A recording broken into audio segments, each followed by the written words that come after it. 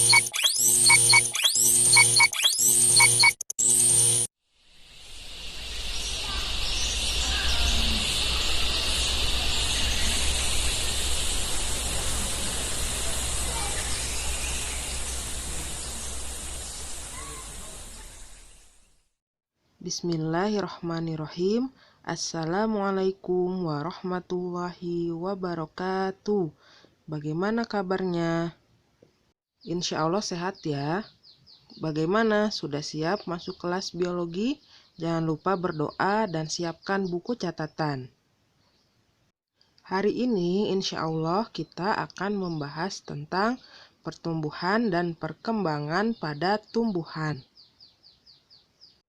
Apa yang menjadi perbedaan antara pertumbuhan dan perkembangan pada tumbuhan? Siapa yang tahu? Pertumbuhan merupakan pertambahan volume atau tinggi yang bersifat kuantitatif dan tidak dapat kembali. Sedangkan perkembangan merupakan proses menuju kedewasaan. Faktor-faktor apa saja yang mempengaruhi pertumbuhan dan perkembangan? Pertama, faktor internal atau faktor yang berasal dari dalam tubuh tumbuhan. Faktor internal pertama adalah gen. Semua makhluk hidup memiliki gen yang berbeda satu dengan yang lainnya. Faktor internal yang kedua adalah hormon. Hormon akan mempengaruhi pertumbuhan dan perkembangan.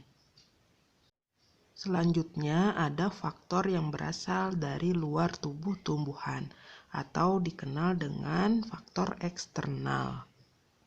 Suhu di sekitar lingkungan dapat mempengaruhi pertumbuhan tumbuhan. Faktor penting lainnya adalah cahaya matahari. Tumbuhan memerlukan cahaya matahari untuk melakukan fotosintesis. Kelembaban lingkungan sangat mempengaruhi pertumbuhan pada tumbuhan. Faktor eksternal selanjutnya adalah air. Faktor eksternal terakhir adalah unsur hara yang terkandung di dalam tanah. Hari ini Umu akan mengajak antum semua untuk melakukan sebuah penelitian kecil tentang pertumbuhan pada tumbuhan. Yang akan kita teliti adalah mengenai pengaruh faktor cahaya terhadap perkecambahan kacang hijau. Alat dan bahan yang diperlukan adalah biji kacang hijau, gelas plastik atau wadah yang bening, air secukupnya, kapas, penggaris, kertas label, alat tulis untuk mencatat perkembangan tumbuhan. Langkah-langkah kerja yang harus dilakukan. Bismillahirrahmanirrahim. Umu di sini sudah siapkan bahan-bahannya ya. Ada 2 gelas plastik. Ya, 2 gelas plastik. Boleh tidak pakai ini, apapun itu yang penting bening.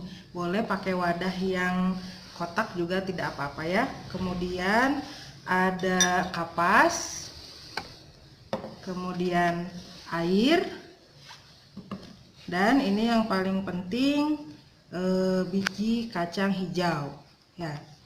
Ini biji kacang hijau kita pakainya cuma sedikit, jadi nanti kalian sisanya boleh buat berkreasi bikin bubur kacang atau kue-kue yang lain. Yang terakhir ini ada label ya. Label dikasih tulisan gelap dan terang. Jangan lupa diberi tanggal perkecambahannya ya. Kita mulai ya. Pertama kita celupkan dulu kapas ke dalam air.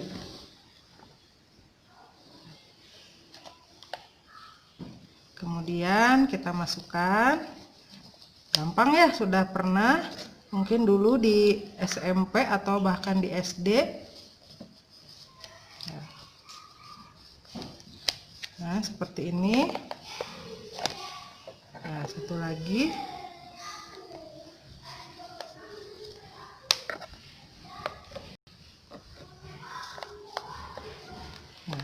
seperti ini.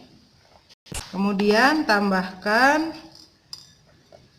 3 atau 5 biji kacang hijau. Diatur jaraknya seperti ini, jangan sampai rapat ya, agar nanti mudah untuk mengukurnya. Sama yang ini juga ya, seperti ini. Kemudian kita kasih label ya, bagian gelap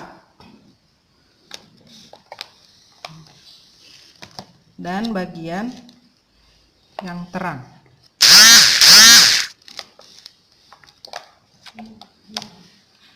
Nah, kenapa harus bening? Karena nanti agar bisa mengukurnya dengan gampang, dengan mudah. Jadi nanti penggaris dimasukkan ke sini ya, nanti diukur berapa tinggi atau ukuran panjang dari kecambahnya ya. Setiap hari jangan lupa diukur. Nah, kemudian yang tulisan terang disimpan di area yang terkena sinar matahari, sedangkan yang bagian gelap disimpan di area yang tidak ada cahaya matahari sama sekali.